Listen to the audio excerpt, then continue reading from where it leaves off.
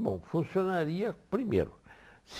Esse paciente normalmente estará sobre um tratamento quimioterápico ou radioterápico. Num caso ou no outro, como ainda não se descobriu uma quimioterapia específica para a célula cancerosa, ela atua também sobre as células normais,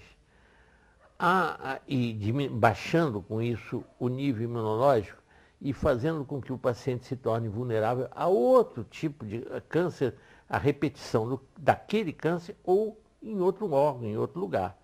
Mantendo esse sistema imunológico ativado, a quimioterapia vai ter o seu lado positivo, de destruir a célula cancerosa, e vai ter minimizado o lado negativo, destruindo as células boas que protegem contra a repetição desse câncer, que seria metástase, quando seria o câncer, o mesmo câncer em outro órgão.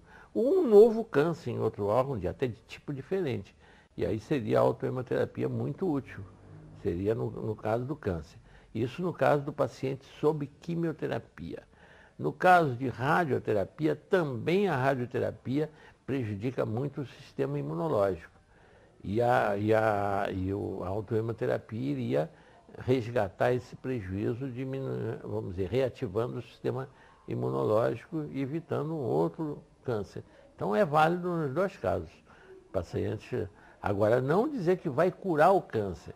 Ela vai ajudar os meios que curam o câncer, radioterapia ou quimioterapia, ou no caso mesmo de uma cirurgia, mas que células que estavam fora daquele local retirado e que pudessem ir através dos linfáticos atingir outros órgãos, ele pode evitar que essas células progridam, matando ela no nascedouro, evitando a multiplicação dela. Então vale a pena também.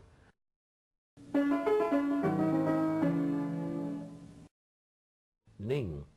Todos devem ser usados. Pode ser usado em qualquer caso, não há nenhum caso que não seja útil.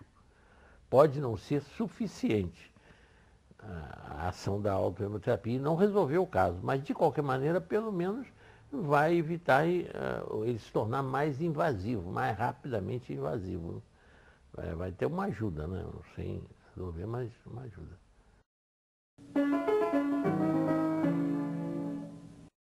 Isso funcionaria, isso seria de grande valor, de uma economia enorme nesse. Por quê? Porque as pessoas que estivessem já atacadas pelo mal, por um desses males, elas teriam a sua recuperação, a restauração da saúde mais acelerada. Seria menos tempo de doença. Porque quem cura realmente é o sistema imunológico. Não é antibiótico que cura. Antibiótico é apenas bacteriostático. Só faz evitar a reprodução dos micróbios. Mas quem termina a infecção, de curar a infecção, é o nosso próprio sistema imunológico. Então isso seria, no caso, uma ação. E a outra, as pessoas que ainda não se contaminaram, se estivessem sob a ação da autoimunoterapia e com o seu sistema imunológico ativado, elas não pegariam, não teriam a doença. Então evitaria que a doença se espalhasse num número maior de pessoas. E com um detalhe importante, quando a doença vai se repicando de uma pessoa a outra, o micróbio, o vírus, se torna cada vez mais ativo e mais virulento.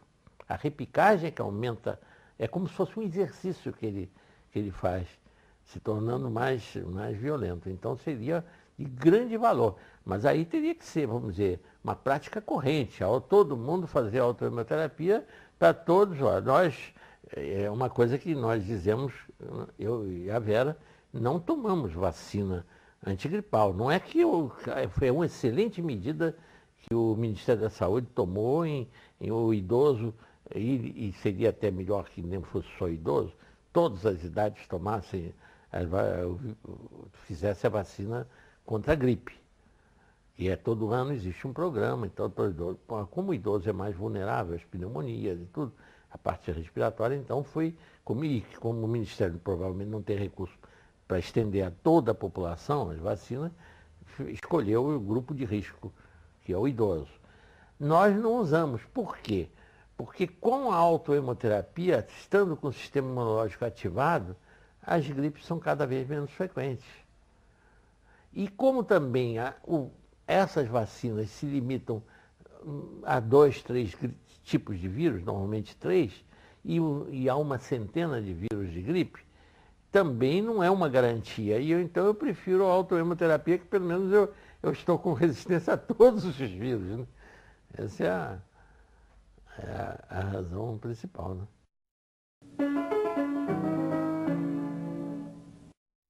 Ajuda e demais, desde que seja feito o mais rapidamente possível depois do acidente vascular cerebral.